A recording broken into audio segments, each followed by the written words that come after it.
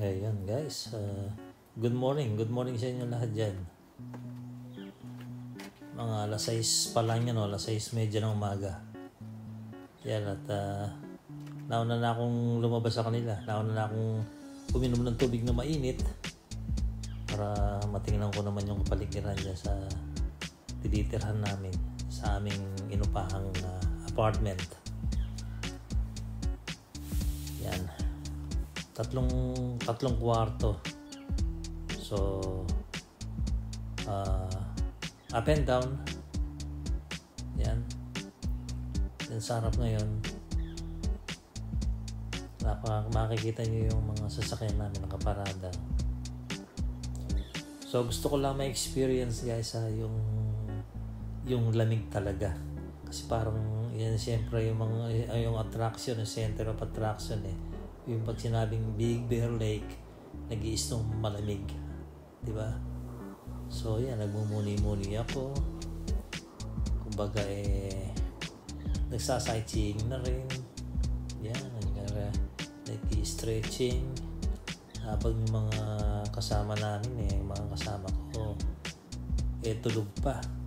Lalo na't nakainom kami kagabi. Galing kami sa labas kagabi, talaga naman grabe. Parang 0 degrees. Parang nasa freezer. So, naggamit namin ng gusto guys yung aming mga gears, yung mga binili namin pananggalang sa katawan.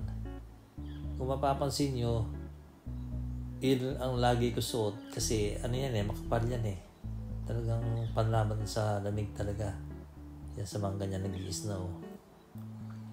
So, titingnan ko yung kapaligiran, sumisinghot ako ng malamig na hangin, and then actually medyo sinisipon-sipon ako dyan parang ayun nga, running nose kasi nga yung lamig ng hangin na pumapasok sa aking nostril bumabalandra kumbaga. Yan ang tahimik, parang iibod lang yung maririnig mo na humuhuni. At makikita sa paligid na yan yung mga kapitbahay. Wala sa loob ng bahay nila. Ako lang talaga yung nangahas na lumabas kahit malamig. Kasi nandyan na yan experience nga yan, di ba? Yan. Well, actually kagabi mas nauna akong gumarahi sa kanila mas maaga akong natulog siguro kasi naririnig ko sila habang nasa kwarto ako maingay, nagkakantahan, kumakain pa, nagkukwentuhan. So hindi ko na napansin nun at nakatulog na ako. Kaya ayun, mas nauna akong bumangon at nagising sa kanila. Sarap talaga ng puntahan ng lugar na to. Parang sasabihin mong sarap ulit-ulitin yung bang parang ang tagal na panahon, siguro 2 taon bago ulit nakarating dito, pero sulit. Tsaka in fairness guys medyo kasi nga marami kami, hindi masyadong masakit sa bulsa. Ang contribution lang namin parang wala pang nasa 157 lang $160. Kasama na yung namin doon, yung foods, drinks, tsaka yung accommodation nga, yung apartment na tinirhan namin. So naghati-hati kami. Yan. Yun lang, medyo lumaki yung gastos namin sa labas kasi yung mga rides na sinakyan namin, kumain kami sa labas, tapos kung ano yung mga pinamili namin, mga souvenirs, yan. Pero sulit. Ang sarap ng pakiramdam kung na-refresh kami.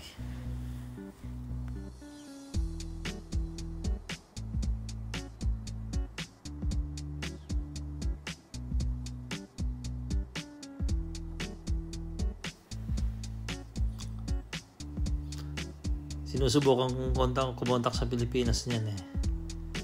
Kaso nagre-ring lang. Para sana makapag-video call yung family. So since yan eh 6:30 sa Pilipinas eh 10:30 ng gabi. Alas 6:30 ng umaga. Diyan dito sa California. So maaaring tulog na sila.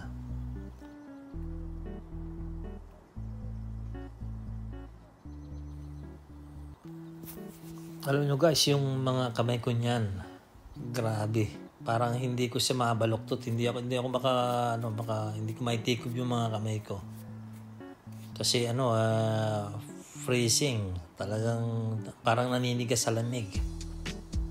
Yan, may gamit akong may dala akong gloves talaga na pang-snow talaga. Pero ramdam ko pa rin yung lamig. Grabe, nanunuot pa rin. And then, mapapasin nyo kanina nung lumabas ako ng bahay, parang yung mga hita ko ang lalaki, di ba? Kasi nakadoble ako ng pajama. Ay yung ibang mga kasama ko nakapants at saka nakadoble din sila dahil hindi nga kakayanin yung isa lang eh. So ibig sabihin extreme weather, extreme cold ang mararanasan dito sa Big Bear Lake.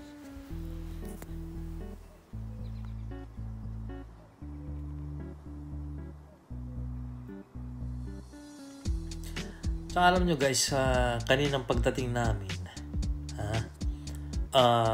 kasi nga yung pathway na yan papunta dyan sa terrace, sa bahay, ang mapapansin nyo namumuti, diba?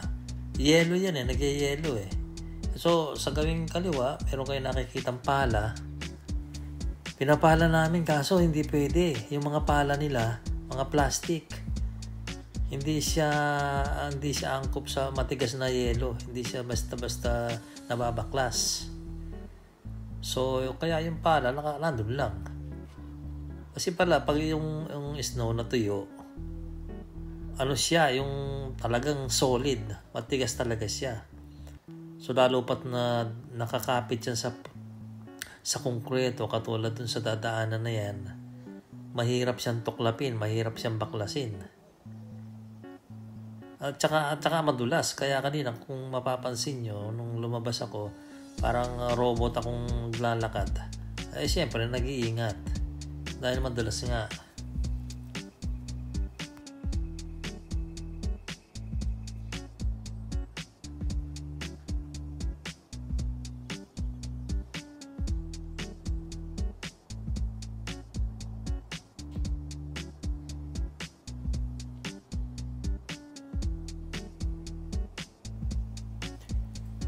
And then, napansin ko din, makikita nyo, di ba, naglalakad ako, matras ako. Yung parang umahanap ako ng malakas na signal. Kasi dahil nga, mataas na lugar yung, yung Big Bear Lake na yan.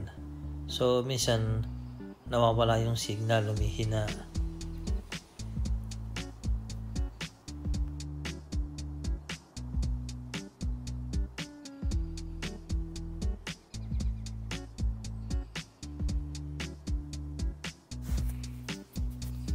Tapos yung tapat, yung mapapansin nyo, nakabukas yung garahe. Siya, for sale.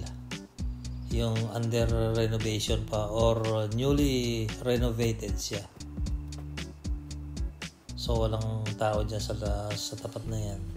At meron siyang naka-paskil o naka-signage na for sale.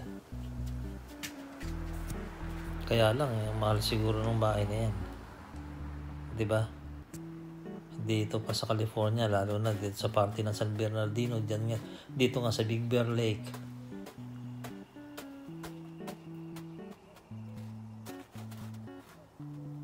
Ayun o. Salukuyan kong medyo nag-iingat ako eh. Kasi may party ng yung parang bundok na snow na ganyan. Pa siya? Parang bubbles. Ibig sabihin, hindi pa siya solid na yelo. So, kadalasan lumulusot yung mga sapatos namin eh. So nandun din yung aksidente kaya nag-iingat.